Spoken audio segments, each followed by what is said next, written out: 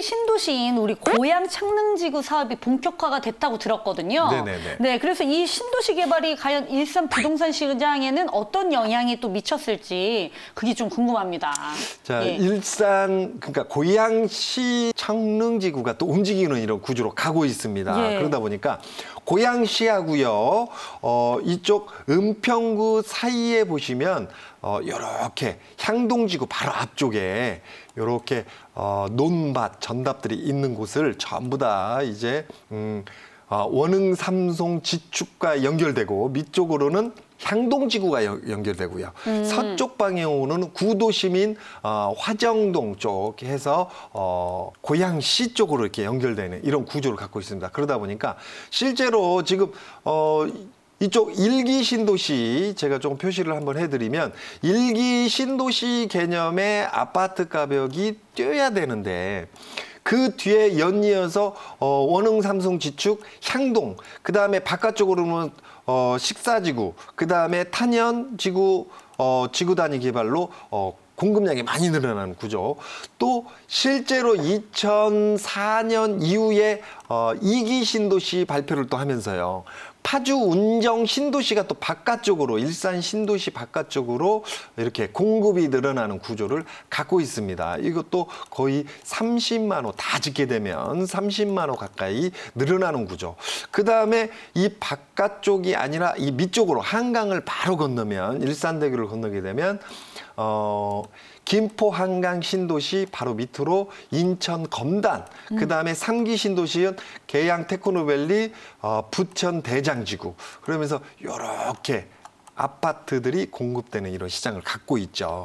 그러다 보니까 세월을 가면서 일산 신도시, 일기 신도시가 가격이 좀 올라가줘야 되는데 네. 물가 상승률이나 그냥 단순하게 아파트 값이 올라야지 이런 논리가 아니에요. 실제로 지금 아파트가 공급된 기준으로 보면 30년 차가 되고 있거든요. 30년이면 강산이 3번이 바뀌었습니다. 강산이 3번이 바뀌었다는 얘기는 화폐의 가치도 굉장히 많이 바뀌었고, 그 다음에 우리나라도 실제로 1년에 많이 성장할 때는 뭐 10% 가까이 성장을 했고, 네. 실제로 이 일기 신도시가 공급되는 시점으로는 연 20% 가까이 성장률을 나타냈고요. 그러면 매년 3%씩만 잡게 되면 30년이면 1년에 약 3%, 10년이면 30%, 30년이면 90%, 약 100% 가까이 성장됐다라고 봤을 경우에 이건 너무 단순 논리입니다. 네. 실제로 그 이상의 성장을 가져왔죠, 대한민국이. 지금 현재 공급될 시기에 3억, 4억짜리 아파트가 100% 성장을 했을 기준으로 잡았을 경우에는 물가인수는 환율 같이 다 따졌을 경우에 이 지역의 아파트는 최소한 6억, 8억 이상의 값어치가 가야 하거든요.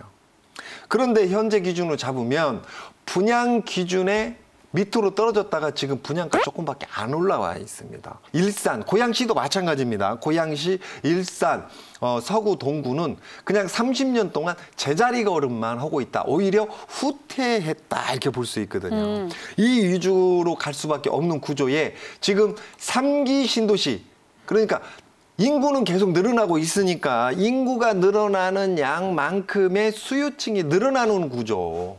수요층이 늘어나면 일산 신도시도 다시 한번 올라갈 수 있는 어떤 계기가 오겠구나라고 기대를 하고 있는데, 네. 청릉지구라고 그래서 3기 신도시를 또 발표해야 하니까 네. 일산 분들은 지금 이것도 공급이 늘어나는 거 아니냐. 공급이 또 늘어나게 되면 또 일산 신도시, 일기 신도시는 또 가격이 또 주춤 혹은 조정받지 않겠느냐 이렇게 걱정하고 계시거든요.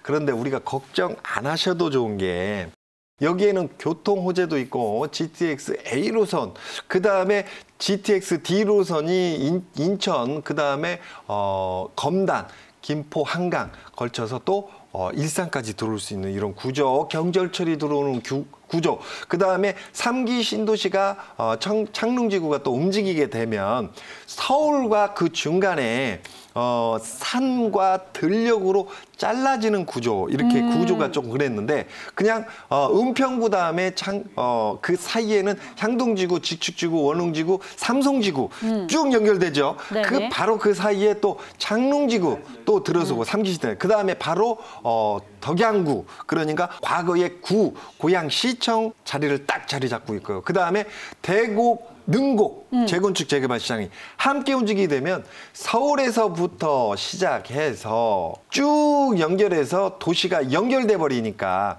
이 산들, 논들, 들들이 전부 다 하나의 도시로 쭉 연결되니까 고양시 개념으로는 끝쪽에 있는 일산 신도시가 사실은 중간 정도로 들어와 버립니다.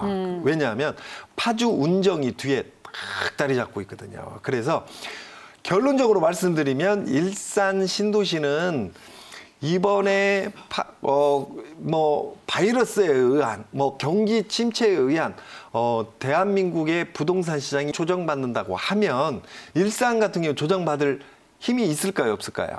없죠. 없죠. 예. 그동안 30년 가까이 조정을 못 받았는데 오히려 올라갈 수 있는 타이밍을 계속 그 타이밍 싸움에서 놓치고 있었거든. 공급량에 네네. 의해서.